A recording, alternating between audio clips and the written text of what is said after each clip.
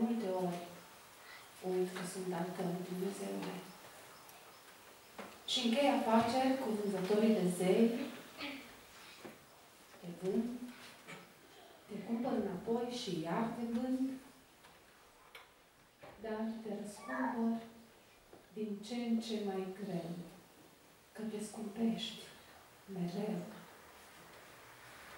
Nu știu când am învățat joaca asta nebună, dar mă trezesc jucându-mă și mă întreb, oare de ce numai străinii te alună?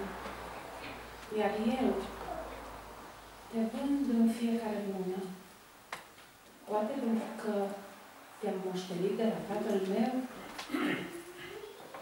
Erai în moștenire, stăteai la mine, dar nu erai al meu. Cu timpul m-am crezut stăpân pe Dumnezeu și te-am pierdut. Acum aș vrea să vii din nou acasă.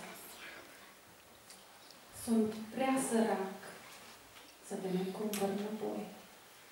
Dar dacă vii, ne-am așezat la masă și tu vei frânge pâinea. Iar eu te voi sluji. Să știe vânzătorii de dincolo de gând că-s prea bogat să te mai iubesc.